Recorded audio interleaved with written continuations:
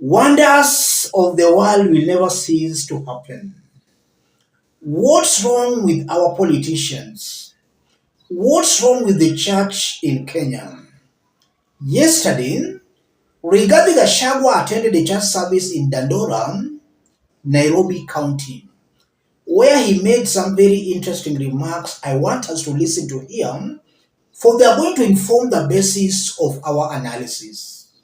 Before we listen to Rigathi, let's have a look at what he shared out through his social media accounts. Rigathi Gachagua, I will instruct you and teach you in the way you should go.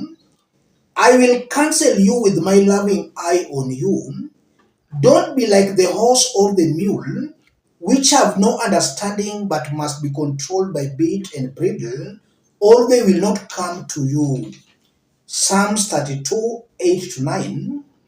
On this bright Sunday, I am glad to join the Christian faithful of AIPCA Dandora Embakasi North Constituency, Nairobi County, for church service and thanksgiving to God for His mercy and goodness upon our nation, Kenya.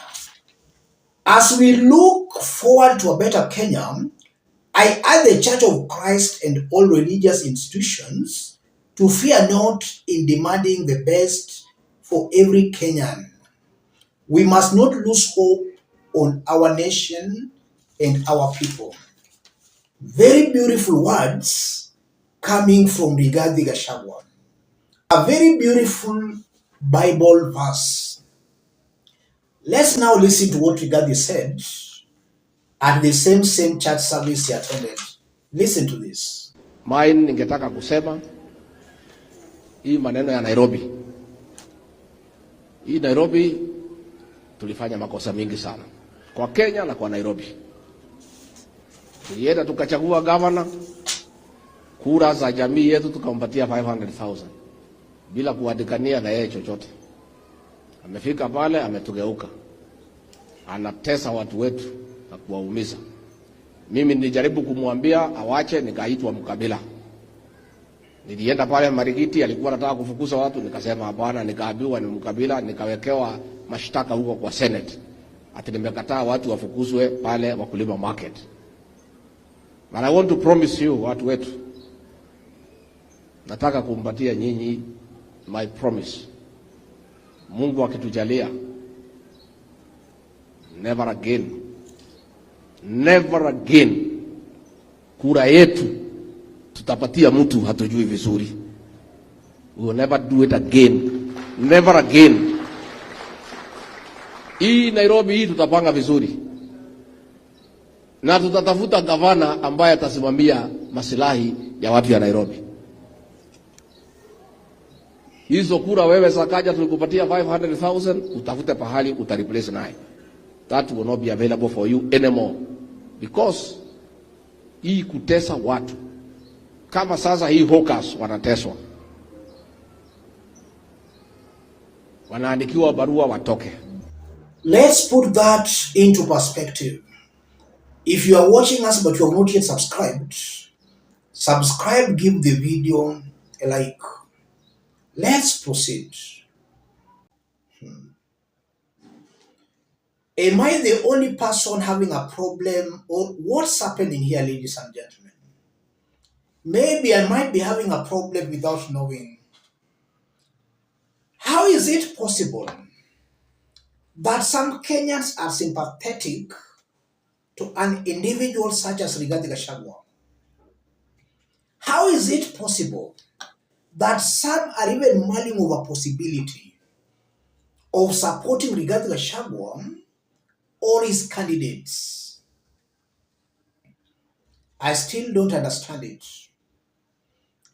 Rigathi is saying this: kura za jamii yetu 500,000 bila kuandikana na yeye chochote.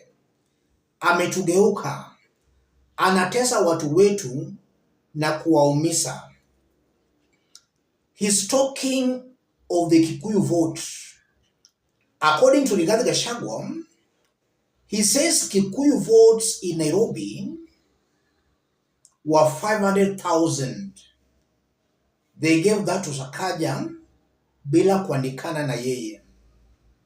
So Rigathi wanted Sakaja to have a written agreement with the Kikuyu community, so that if Sakaja becomes the governor, then the Kikuyu community were to enjoy some preferential treatments from Sakaja's government. That's exactly what Rigathi is saying. And we did see that in the national government, where most government top positions were being shared between William Ruto, Kalenjin tribe, and Rigathi Gachagua's mountain. And Kenya Kwanza government, as it is even right now, it's basically a two-tribe government, Kikuyus and the Kalenjins. That's what Rigathi Gachagua wanted Sakaja to do in his Nairobi county government. He goes on to say, never again kura yetu tutapatia mtu hatujui vizuri. Hii Nairobi tutapanga vizuri. What does that mean, ladies and gentlemen? Rigathi means he will impose leaders on his supporters in Nairobi.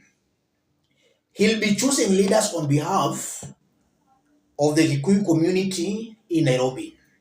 So the people will have no say. Rigathi will say, governor ni huyu, senator ni huyu, mbunge ni huyu, MCS ni hawa. And the people will just endorse that. The same people have been talking of Nyanza, how Raila Odinga has been endorsing leaders in Nyanza. The same people supporting Rigathi Gachagua. And now, as politics unfolds, it's very clear Rigathi Gachagua will be imposing leaders on his supporters. And the supporters will vote in those individuals. Why this hypocrisy? You attack Raila Odinga for imposing leaders in Nyanza, and then you support Rigathi Gachagua, who also intends to impose leaders on the good people of Nairobi. Hypocrisy. He goes on to say, wewe Sakaja tulikupatia 500,000, tafuta pahali utareplace naye. That will not be available for you anymore. So Rigathi assumes that he controls all the Kikuyu votes in Nairobi. If he says this, then he believes he controls all the Kikuyu votes in Nairobi. If Kenyans are looking for good governance, we must reject leaders such as Rigathi. And I repeat, Rigathi and his team are worse off 1,000 times than William Samoei Ruto. If Kenyans are tired, fed up of Ruto, they must look for leaders of integrity. Replacing William Ruto with leaders such as Rigathi Gachagua, Kenyans will be moving from a frying pan into the fire. This one has proved beyond any reasonable doubt that is a very divisive ethnic warlord. And if Kenyans make a mistake of voting in Rigathi Gachagua or Rigathi's candidates, they will be gnashing their teeth immediately after the elections. Rigathi is not fit holding any public office. He's not fit being elected for any position. And it's also worth noting that if Kenyans are looking for national leaders, maybe a president or a deputy president, let them elect leaders who are already mature for national leadership. Not these ones who still have ethnic hangovers. Before Rigathi became the deputy president, he was serving as a first-term Madira member of parliament. So he had not yet matured into national leadership. Kenyans, as you elect your president and your deputy president, elect leaders who have outgrown village politics, leaders who have matured politically. Rigathi was not yet ready for national leadership. That's why he's still playing village ethnic politics. And now to the church.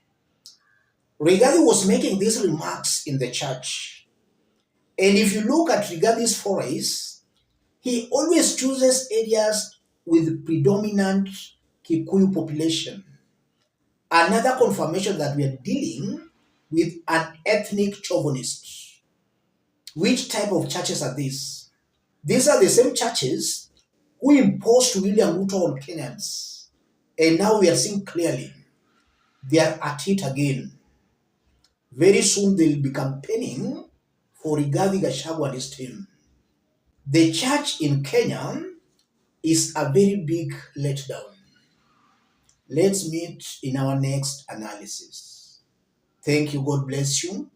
God bless Kenya.